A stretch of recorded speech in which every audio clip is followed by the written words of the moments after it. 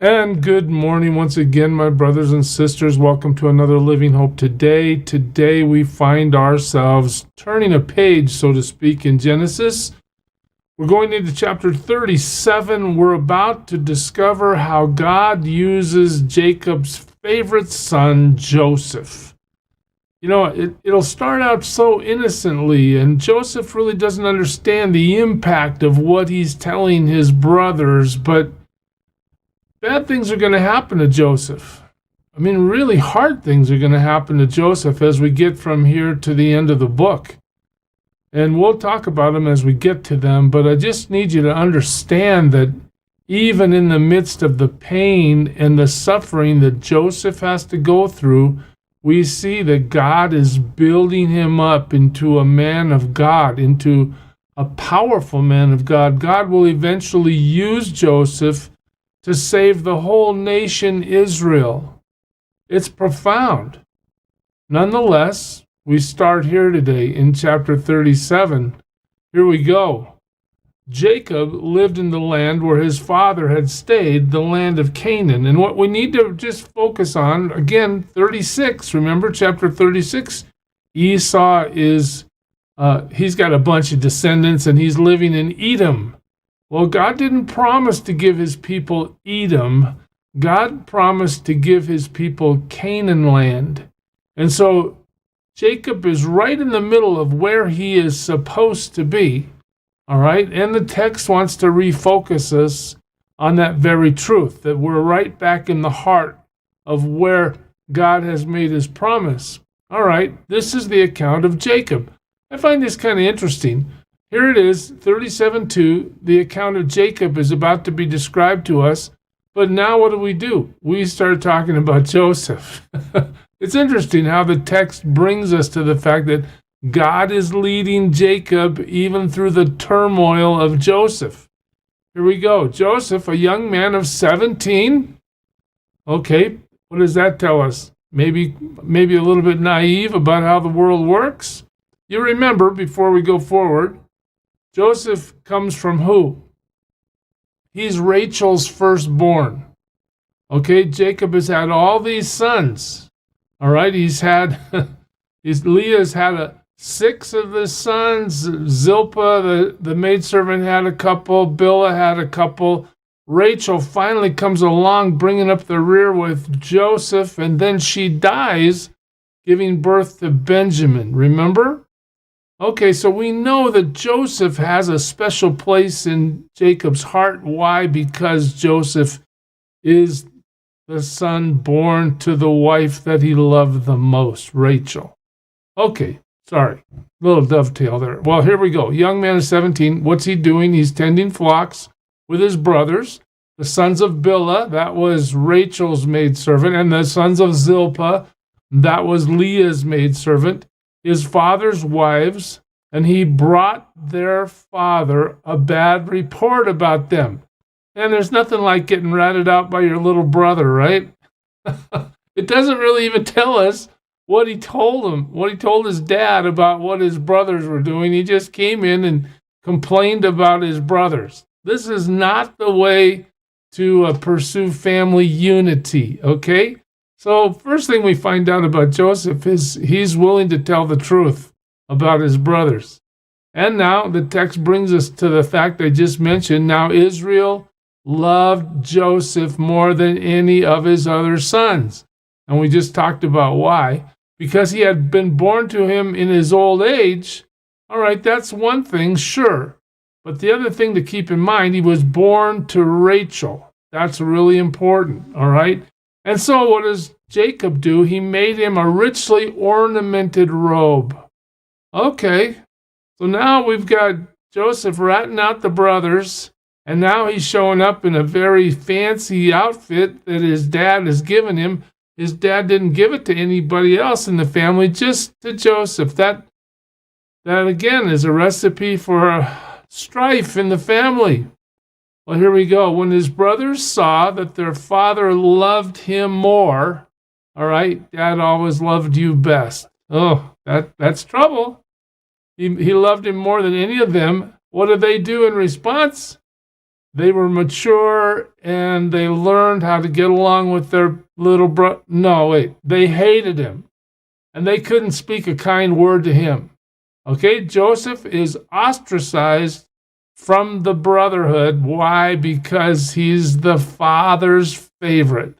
Oh, man. And then the story even gets worse than that. Verse 5, Joseph had a dream.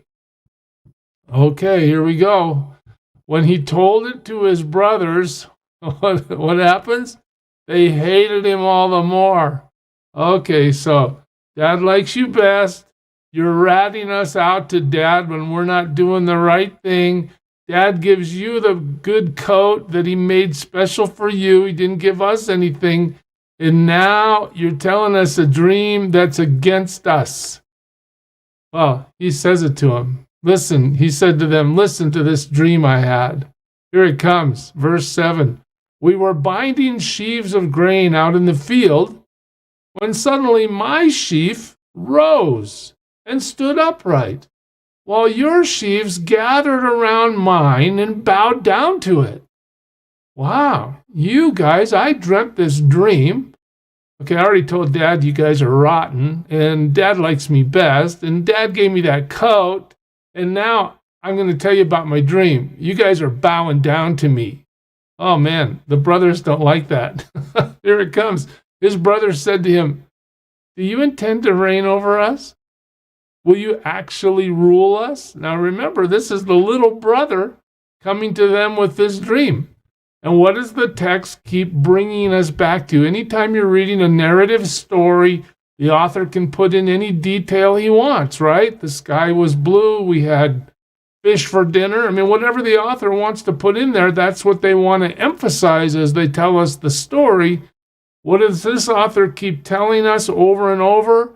They hated him. They hated him all the more because of his dream, because what he said. Okay, so Joseph's a dreamer. His brothers hate his guts for multiple reasons. All right, well, it even gets worse. Look at this, verse 9. Then he had another dream. No. And he told it to his brothers. Listen, he said, I had another dream. And this time, the sun and moon and 11 stars. Okay, wait a minute, 11 stars. Oh, hey, I got 11 brothers standing right here listening to this.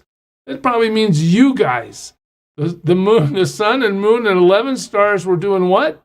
They were bowing down to me. Okay, now who's the sun and moon in this story? Well, maybe he's even referring to his parents. Well, his mom, Rachel, is dead, but maybe he's referring to somebody over him. In the end, the point is the same. Hey, all you brothers, you bow down to me. You bow down to me in the sheaf dream, now you bow down to me in the star dream. And let me make sure I tell you about it. When he told his father, so Joseph just can't keep his mouth shut, he's got to go home and tell his dad too. He told his father as well as his brothers. His father rebuked him and said, what is this dream you had?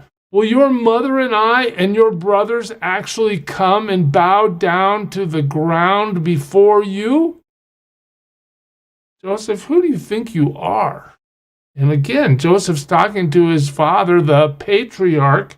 But please remember, this is exactly what happens.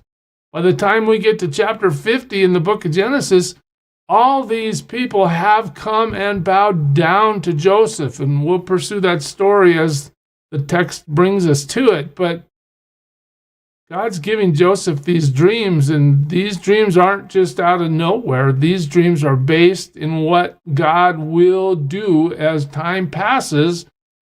And if Joseph understood how much he was going to suffer to make these dreams a reality, he probably would have kept his mouth shut.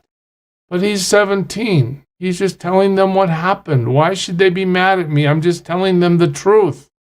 Okay, his brothers were what? They were jealous of him. So the text doesn't tell us how much they hated him in the beginning. But it does tell us they're motivated by jealousy. And what does his father do? he just files this away. I don't know exactly what that means. I file away that my favorite son is naive and willing to upset his brothers because he's had a dream or two. I don't know what Jacob is filing away. Maybe the fact that he's been told he'll bow down to Joseph someday. But I just want to pursue, before I leave you today, this idea of dreams, especially in Genesis. Okay, listen. Abimelech, remember when Abraham and Sarah were dealing with Abimelech? Abraham told him that Sarah was his sister. God alerted Abimelech to the problem of taking Sarah for himself in a dream in chapter 20, verse 3. Jacob, remember, had a dream on the way to Haran as he was fleeing Esau. He saw the stairway with the angels climbing up and descending from heaven. That was chapter 28. Jacob's flocks were growing in another dream he had, and God told him he needed to go back home in chapter 31. Laban has a dream. He's warned not to harass Jacob in 31:14. Joseph has two dreams that we just looked at, sheaves and stars. They're all bowing down to him, all right? And as we pursue this in the book, Pharaoh has a cupbearer and a baker that have a dream in chapter 40. Pharaoh has two dreams himself about the famine that's coming in chapter 41. Joseph interprets Pharaoh's dream in 41. I just want you to think about this. We're told in the New Testament, this is actually a quote from the prophet Joel. In the last days, God says, I will pour out my spirit on all people. Your sons and daughters will prophesy, and your young men will see visions. Your old men will dream dreams. Just remember that God is alive and well. He communicates to his own, and he has this habit of helping us understand what he's going to do before he does it. Particularly in Bible times, he's continually showing them what's going to happen, or moving people around, or changing circumstances through people's dreams. And as we pursue the text tomorrow, we'll see that Joseph's circumstances are about to be drastically changed. Despite all the problems, God still has him.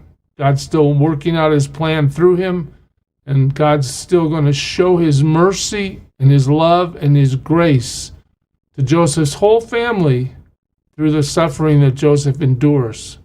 We'll pursue that next time, church. God bless you. Serve him well today.